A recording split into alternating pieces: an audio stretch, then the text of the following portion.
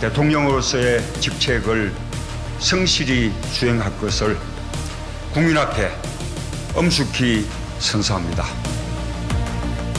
지난 정권의 권위주의와 불통을 타파하고 거침없는 소통과 탈권위주의 행보를 이어가고 있는 문재인 대통령. 김대중, 노무현 전 대통령의 민주주의 정신을 잇기 위해 스스로 민주정부 3기라고 부른다. 문재인 대통령이 제시하는 두 가지 키워드는 저는 하나는 통합이고 다른 거는 이제 개혁이라는 표현을 처음에 쓰셨었는데 어쨌든 개혁과 변화 뭐 이런 것이 키워드가 아닌가 싶습니다. 그렇다고 그래서 이게 그냥 통합한다고 해서 이게 서로 그냥 묶어내는 정도가 아니고 미래지향적이라는 측면에서 그동안에 해왔던 어떤 억압적 방식이라고 그럴까? 또는 리더가 강제로 끌고 가는 방식의 통합이 아닌 새로운 방식의 통합이 필요하다라고 하는 측면에서 이 새롭다라고 하는 점을 강조해서 이제 개혁이란 말 또는 변화란 말을 써야 되지 않을까 싶습니다. 국민 통합과 적폐청산을 제시하며 19대 대통령 선거에 출사표를 던진 문재인 후보. 지난 5월 9일 치러진 조기 대선에서 더불어민주당은 40%가 넘는 득표율로 압도적인 승리를 일궈냈다. 역대 최다 표차로 당선된 19대 대통령. 새로운 변화를 원했던 국민의 바람이 그대로 결과로 드러났다. 이번 대선은 어떻게 보면 1,700만 명의 촛불 민심이 만들어낸 그런 대선이지 않습니까? 그래서 그동안 그 국정농단 사태가 있었고 또 박근혜 전 대통령의 탄핵 사건이 있었는데 국민들이 바라는 것은 정말 나라다운 나라, 정의가 바라서는 나라 이런 것을 원하지 않았습니까? 국민들이 원하는 그런 정말 투표 결과가 나온 것이 아닌가. 우선은 정권 교체가 필요하겠다라고 하는 거고요. 보수에서 진보는 아니지만 어쨌든 당을 바꾸는 정권 교체가 필요하겠다라는 거고 또 다른 거는 구체적인 내용으로 좀 이 사회가 변화해야 되겠다라고 하는 이 두 가지는 확실한 것 같습니다. 결국 변화의 주체가 좀 달라졌으면 좋겠다라고 하는 거하고 변화의 방향에 있어서 보다 공정하고 투명하고 민주적인 사회로 바뀌면 좋겠다. 이런 그 바람이 나타난 것으로 보여집니다. 역대 대선의 캐스팅 보트 역할을 해온 충청권에서도 큰 이변은 없었다. 문재인 후보의 확연한 우세를 확인해주는 전국 표심의 바로미터 역할을 했다. 이번에도 이제 충청권이 이 대선 결과의 바로미터로 작용을 했고, 우리가 소위 얘기하는 이제 캐스팅 보트 역할을 이제 충실히 했다 이렇게 볼 수가 있는데요.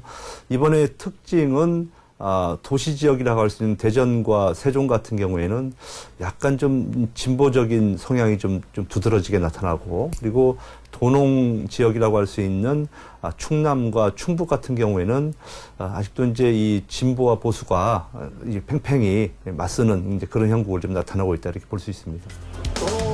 문재인 대통령 당선으로 충청권 공약 이행에도 관심이 모아지고 있다. 충청권 단체장 모두 더불어민주당 소속이기 때문 이로써 대부분의 지역 현안에 청신호가 켜진 셈이다.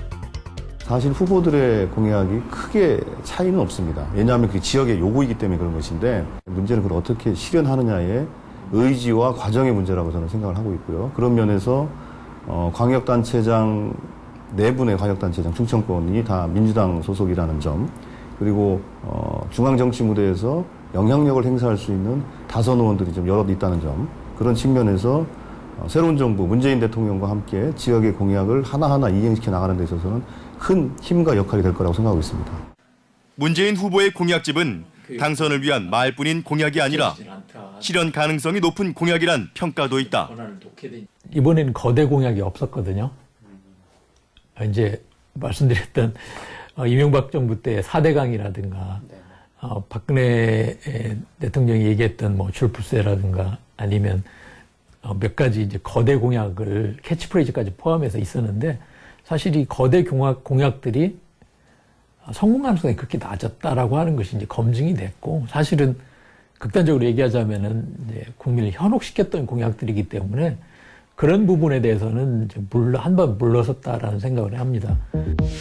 대선 주자의 공약집은 지방정부에서 주요 현안들을 제시하면 후보들이 공약집에 반영하는 것이다. 대전시의 경우 총 20건의 산적한 지역 현안이 대선 공약에 반영되기를 바랐다. 그중 1순위는 4차 산업혁명 특별시 육성을 위한 미래 융복합 산업단지 조성이다. 이번 19대 대통령 선거 과정에서 각 당의 후보들한테 제시한 공통 공약 중에 1순위가 대전에서는 제4차 산업혁명 특별시로 조성을 했으면 좋겠다는 제안이었습니다. 대전광역시, 우리 대전시가 대한민국 과학기술의 메카다. 약 한 30여 년 동안 약 40조 원의 국비가 투입된 과학기술의 클러스터가 확실하게 돼 있다. 그렇기 때문에 4차 산업혁명의 중심으로서 우리 대전을 좀 육성했으면 좋겠다. 그런 취지에서 각 정당의 대통령 후보들과 정당에다가 대선 공약으로 제안했었습니다. 대전의 대덕연구개발 특구는 우리나라 과학기술 발전을 위해 1973년 계획이 수립되어 1992년 준공되었다. 정부 출연 연구소와 대학교, 첨단 기업들이 대거 입주하여 명실상부한 과학도시로 자리매김하고 있다. 90년대 들어가지고는 이제 기업 부설 연구소들이 많이 들어왔고, 그다음에 대학들도 그때 이제 카이스트 들어오고, 이렇게 정부 출연 연구기관이 26개가 있고, 또 나머지 연구기관 다 포함하면은 45개 연구기관이 있고요.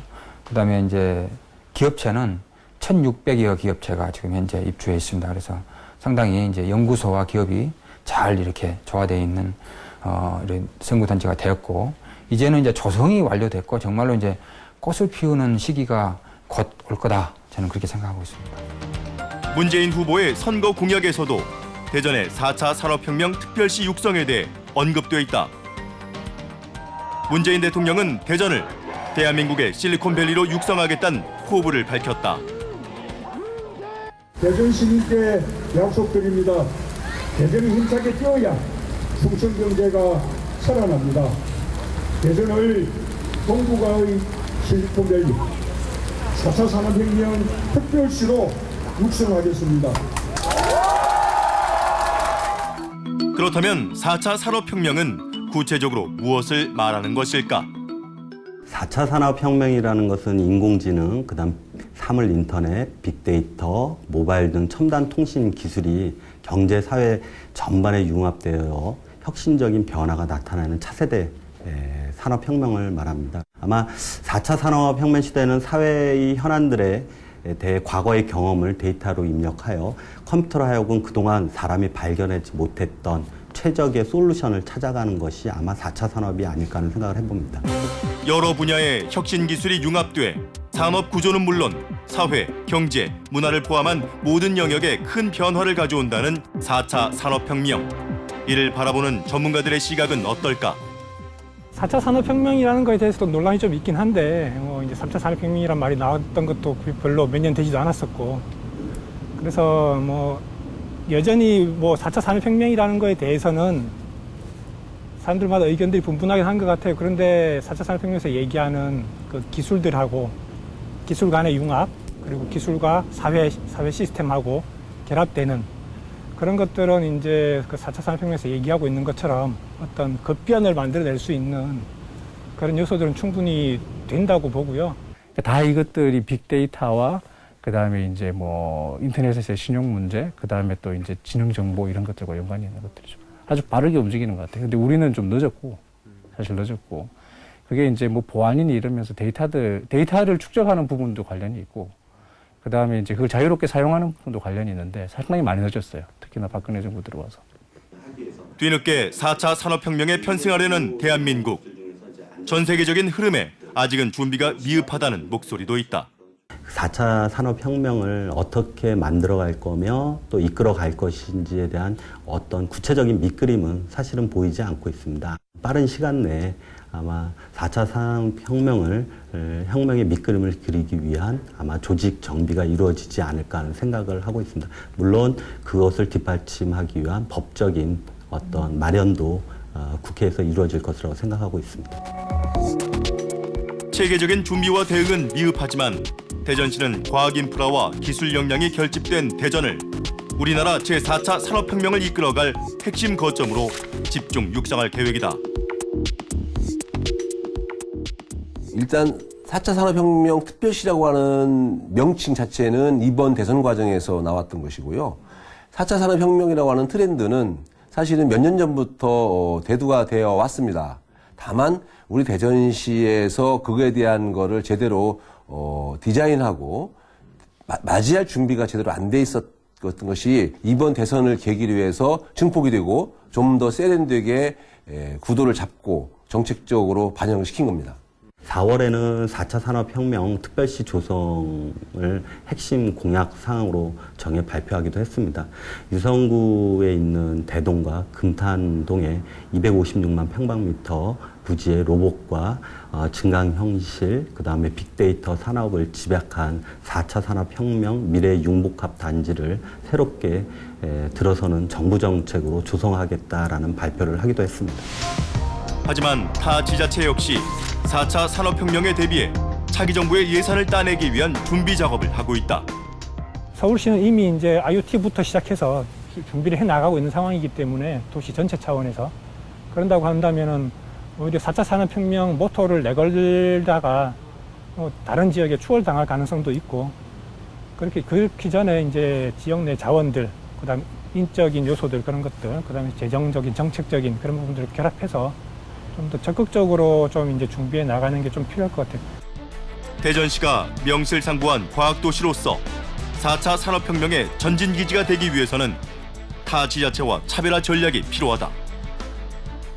대전 지역 차원에서 봤을 때는 이제 제가 중요하게 생각하는 건 여전히 아까 이제 잠깐 말씀드렸지만 과학 문화, 아시겠지만 아티언스라든지 그 프로젝트 대전 이런 과학 문화, 과학 예술 융합 이런 활동들도 많이 이루어지고 있잖아요. 그런 것들이 이제 사이언스 페스티벌이라든지 이런 또 이제 큰 행사들하고 연계돼서 대전 시민들뿐만 아니라 다른 지역 주민들도 다른 지역 국민들 모두가 찾아와서 즐길 수 있는 어떤 과학의 문화 공간 그렇게 제공한다 그러면 4차 산업혁명 특별시가 대전만의 특별시가 아니고 국가 구성원들이 함께 누리는 특별시로서의 모습들을 만들 수 있잖아요. 4차 산업혁명은 사람의 일을 기계나 로봇이 대신하면서 일자리 문제가 심각해지는 부작용을 안고 있다. 때문에 이는 우리가 미리 대비하고 선제적으로 해결해야 할 난제다. 일단은 그 일자리 공약이나 이런 것들과 그 지능정보사회 도래, 4차 산업혁명을 부르는 그것과는 직접적인 관련이 없다. 그래서 그다음에 또 마치 신성장 동력처럼 새로운 산업을 일으킬 것처럼 하는 것도 장밋빛이다. 왜냐하면 하나의 산업을 일으킨다는 게 쉽지가 않잖아요. 특히나 이 4차 산업혁명이라고 부르는 이것과 관련된 것들은 대부분 소프트웨어 산업인데 우리나라 사회에서 우리나라 그 국가의 우리나라에서 그 소프트웨어 산업을 진흥시키기가 어려워요. 지금 여러 가지 상황에서. 대전시의 1순위 지역 현안이 주요 공약으로 채택된 4차 산업혁명 특별시 조성. 일각에서는 대선 공약들이 시민들의 동의 속에 생활 밀착형 현안들이 채택되어야 한다고 제언한다. 그동안 보면 각종 대선 공약이나 이런 거 추진 과정에서 지역 주민들은 좀 배제된 게 없지 않아 있거든요. 소수 관료 위주로 또 정치권에서만 서로 다투고 다루고 했던 사안인 거죠. 그런 점에서 보면 지역의 전문가들도 참여할 수 있게 하고 지역 주민들도 관심을 가질 수 있게 하려면 저는 별도의 TF팀을 좀 구성하면 어떨까 이런 생각이 들어요. 미래 먹거리인 4차 산업혁명에 관한 공약도 중요하다. 하지만 대전시의 현안 중에는 공공어린이 재활병원 건립과 원자력 안전관리 강화, 충남도청 이전 부지 활용 등 시급한 과제들이 많다. 새 정부의 정책이나 공약이 빌공짜의 공약이 아니라 임기 내에 반드시 실현될 수 있도록 시민들의 많은 관심과 참여가 필요해 보인다. 지역민의 삶의 질을 변화시킬 수 있는 지속 가능한 그런 환경 관련된 이런 정책, 이런 것들이 좀 부족했다는 점에서 좀 아쉬운데 이런 것도 저는 이후에 좀 보완해야 된다면 적극적으로 보완하고 보완하는 역할을 정부 손에 맡겨놓을 게 아니라 우리 대전시가 그런 역할도 우리 지역 주민들의 관심도 그런 데 관심 갖는 것도 매우 중요하지 않나 이런 생각이 듭니다. 네, 사실 대전은 정부 출연 연구소와 각 첨단 기업들이 입주해 있는 과학도시라는 점에서 4차 산업혁명의 특별시 지정에 문제가 없다는 평가를 받고 있는데요. 자, 하지만 이에 대한 준비가 많이 미흡하다는 지적을 받고 있는 상황이군요. 네, 대전이 과학적 인프라와 기술적 역량이 결집돼 있는 도시인 건 분명합니다. 하지만 구체적인 밑그림은 아직 완성되지 않은 것 같은데요. 해외보다 출발이 늦은 만큼 과학기술 정책의 컨트롤 타워를 세워 보다 체계적인 준비가 필요해 보입니다. 그렇군요. 자, 또 충남은 지역에 산적한 현안들이 많이 있는데요. 자, 이 중에 어떤 공약들을 대표 공약으로 제시를 해서 실현되기를 원하고 있습니까? 예, 문재인 대통령 공약의 기치가 전국이 골고루 잘 사는 대한민국을 만드는 것입니다. 때문에 지방 분권과 국토 균형 발전을 주창해 왔는데요. 세종, 충남의 대표 현안은 무엇인지 알아봤습니다. 문재인 대통령은 후보 시절 전국이 골고루 잘 사는 나라를 지향하겠다는 포부를 밝혔다. 그 중심에 지방 분권, 국가 균형 발전이란 핵심 전략이 포함돼 있었다. 충청을 국가 균형 발전의 중심축으로 다시 세우겠습니다. 기업들이 다시 충청권으로 내려오고 일자리를 만들고 인구가 늘어나게 하겠습니다. 이에 세종시는 19대 대선 공약에 헌법 개정을 통한 행정수도 완성을 1순위로 꼽았다.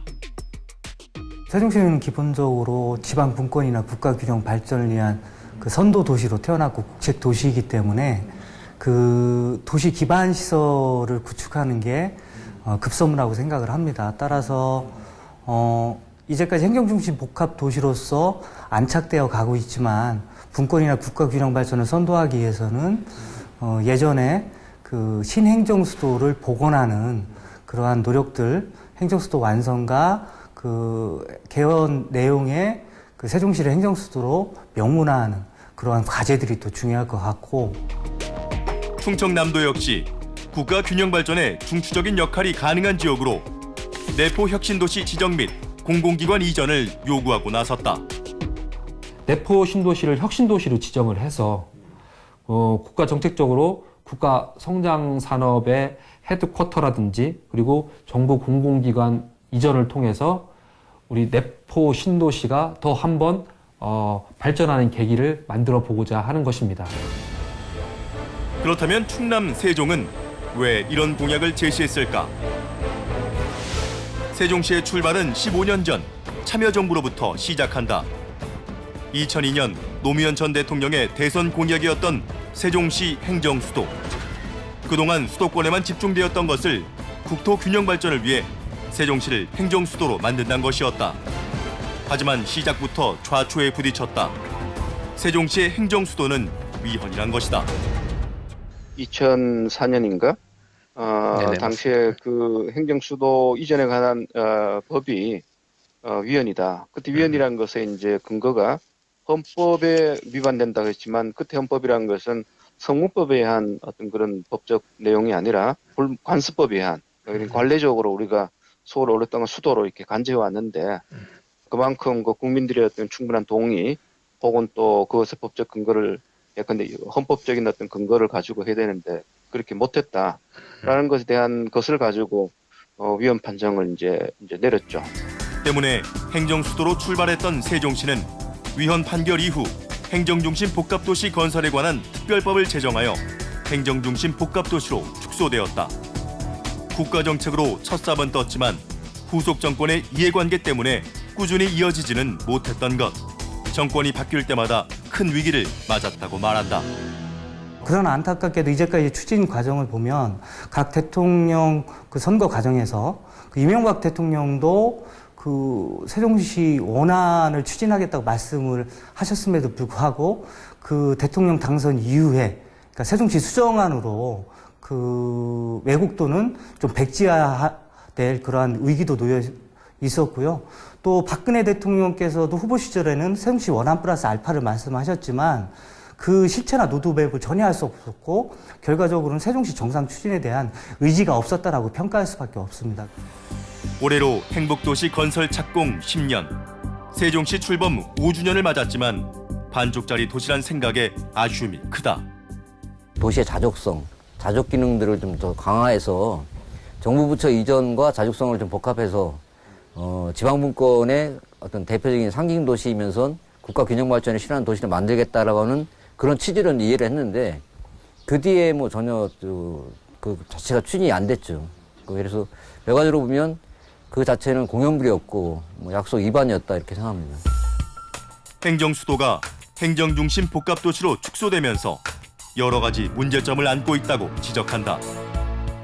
처음에 계획했던 것은 서울에 있는 중앙 행정, 입법, 사법 모든 기능들을 다 옮기는 것으로 계획을 했었는데 이제 부분만 옮겨온 거거든요.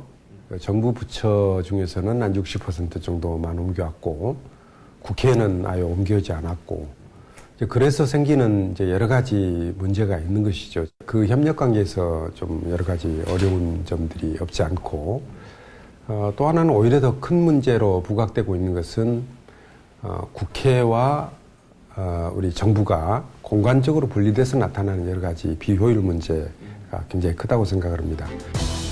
하지만 이번 대선에서 모든 후보들이 세종시에 큰 관심을 보였다. 문재인 후보 역시 세종시에 큰 공을 들였다. 명실상부한 행정 중심 도시로 완성하기 위해 세종시에 국회 분원을 설치하고 미래창조과학부와 행정자치부 이전을 공약으로 내걸었다. 세종시를 실질적인 행정 중심 도시로 완성하고 행정 수도의 꿈을 키워 나가겠습니다. 세종 시민들은 노무현 정부의 비서실장으로 활동했던 문재인 후보에 대한 애정이 남달랐다. 지금 이제 문재인 대통령께서 본인을 민주정부 제3기라고 얘기를 하는 거거든요. 근데 민주정부 2기 때 본인이 비서실장으로서 또 정책을 만드는 그런 이제 선거를 준비하는 입장에서 가장 핵심적으로 내세웠던 공약이 행정 수도예요. 그렇기 때문에 이 행정 수도에 대한 것을 만약에 부정을 한다라고 하면 어떻게 보면 본인의 그 정체성에 대한 부정일 수도 있는 거거든요. 그래서 애착을 가질 수밖에 없는 거고요. 행정 수도에 거는 기대는 이번 대선의 표심으로 나타났다. 세종시의 투표율은 80%가 넘었고 문재인 후보는 전국 합산 득표율보다 10%가 높은 51.1%의 득표율을 기록했다.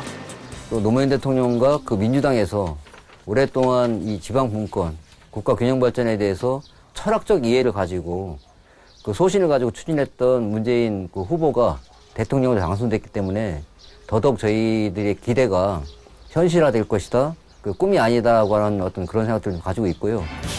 하지만 앞으로 넘어야 할 산은 있다. 여소야대 형국에 국회의 동의를 얻어 개헌을 해야 하기 때문. 우선 그 1차적인 목표는 저희로서는 달성을 했다고 봅니다. 왜냐하면은 이번 대선 캠페인 과정에서 5후보 모두 국회 이전이라든지 청와대 제2지무실 설치라든지 이런 문제에 대해서 다들 공감을 했고 또 헌법 개정에 대해서도 다들 상당수가 공감을 했기 때문에 1차적으로 중앙부처, 중앙정치권을 설득하는 문제는 상당 부분 진척이 있었다고 보고요. 세종시는 시민 공감대 형성을 위해 대선 이전부터 1만 명 서명운동을 펼쳤다. 앞으로 충청권을 넘어 전국적으로 서명운동을 확대해 나갈 계획이다. 일단은 충청권에서 최소 100만 서명들을 만들어내고 또 나아가서는 수도권까지 포함하는 1000만 서명으로 이렇게 나아가는 과정들이 있어야만이 사실은 이 시민사회에서 좀 그것이 또 역할이 아닐까라고 하는 생각이 있습니다. 세종시가 행정 수도를 향해 젠걸음을 하고 있지만 충청남도는 제자리 걸음이었다. 정부가 2004년 국가균형발전 특별법을 제정하여 공공기관을 지방으로 이전해 혁신도시 사업을 추진하였다.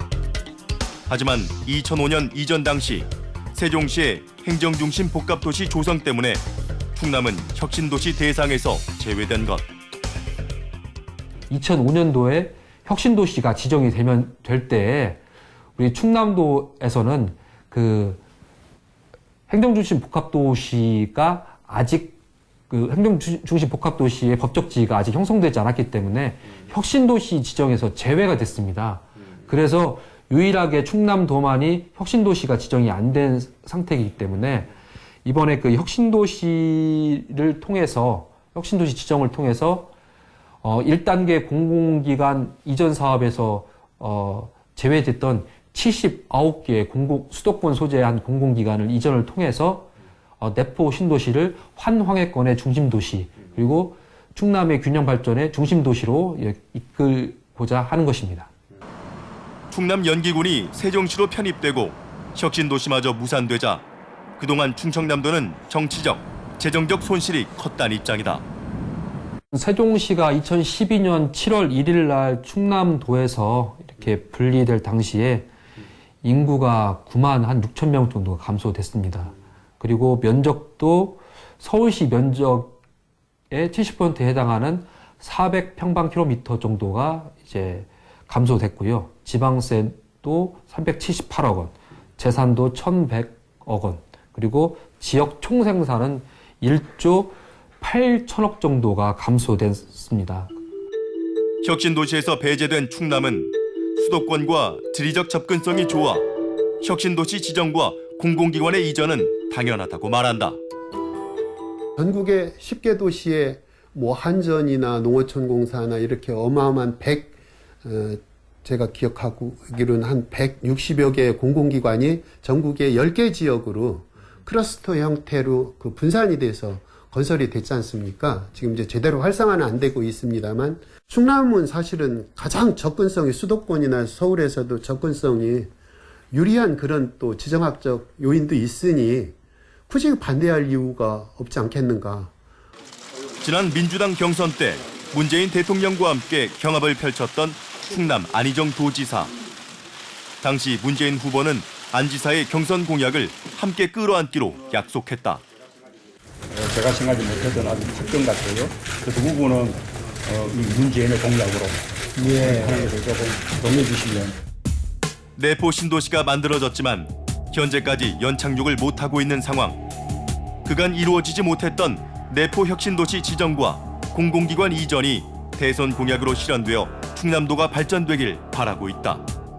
MB정부나 박근혜 정부 들어와서 이 부분에 대해서 균형발전 정책에 대해서 그것은 노무현 브랜드로 이렇게 오인을 해서 이제 그 혁신도시 또 저 행정도시 세종시도 상당히 푸대접을 받으면서 좀 소강 국면에 있었는데 이게 사실은 세종시나 혁신도시의 원작자는 참여정부이고 참여정부의 적자라고 하는 문재인 대통령이 19대 대통령으로 취임을 했으니 저는 분권과 균형 발전에 대해서 상당히 진전에 있을 거라는 그런 기대와 무엇보다 지난 보수정권 9년의 수도권 규제 완화는 국가 균형 발전에 큰 걸림돌이었다. 앞으로는 지방 분권과 국토 균형 발전이 이루어져 전국이 고루 잘 사는 나라이길 꿈꾼다. 문재인 대통령께서 총 충남 공약은 공약집을 통해서 그리고 직접 현장 유세 메시지를 통해서 대략 한 14가지 정도를 했는데요. 그중에 제일 큰 것은 첫 번째가 바로 수도권 규제 완화 정책을 철회하는 것입니다. 그리고 지방도 함께 살 수 있는 그런 부분이고 아마 노무현 대통령의 국정 철학을 계승해서 대한민국 모두가 잘 살 수 있는 균형 발전에 가장 적합한 그리고 국정 철학을 갖고 계신 문재인 대통령께서도 반드시 실현하실 거다 이렇게 생각을 합니다. 또한 문재인 정부 5년은 제왕적 대통령이 아니라 소통과 통합을 이룩하여 국민 모두가 행복한 나라이길 바라고 있다. 약속하신 것처럼 저는 통합과 혁신 이 두 가지를 꼭 이루어 주셨으면 하는 거고요. 그 과정에서 대통령의 역할을 이제는 이끌고 가는 사람이 아니라 도와주는 사람이다. 국민들이 또 사회 각 주체들이 스스로 나서서 할 수 있도록 격려하고 도와주고 지원하는 대통령이 됐으면 좋겠습니다. 더 이상 앞장서서 나를 따르라 이런 대통령은 되지 않았으면 하는 그런 바람을 갖고 있습니다. 네, 요즘 문재인 대통령은 국민들 앞에서 다짐한 약속들을 하나하나 이행하고 있는데요. 사실 대통령 한 사람만으로 나라를 변화시킨다는 것은 어려운 일이죠. 국민들 역시 많은 관심과 참여를 통해서 건강한 대한민국을 만드는 데 앞장서 가지 않을까 그런 생각이 듭니다. 예, 그렇습니다. 또한 우리 정치가 진일보하기 위해서는요. 보수와 진보가 화합하고 또 견제하면서 보다 건강한 대한민국을 만들어가야 합니다. 그래야 새로운 민주정치의 희망을 되찾을 수 있지 않을까 싶습니다. 네, 자 권성주 PD 수고하셨습니다. 지난달 윤태호 작가는 문재인 후보의 찬조 연설을 통해 좋은 친구는 두 개의 좋은 귀를 가진 사람이다라는 미생의 대사를 소개했습니다. 그리고 우리의 대통령 역시 그러해야 한다고 했습니다. 좋은 대통령은 두 개의 좋은 귀를 가진 사람이다라고요. 우리는 더 이상 국민 위에서 군림하는 제왕적 대통령을 원하지 않습니다. 늘 국민들 곁에서 또 국민의 이야기를 경청하고 소통하는 대통령과 신명나는 5년을 맞이했으면 좋겠습니다. 시사플러스 오늘은 여기까지입니다. 함께해 주신 여러분 고맙습니다.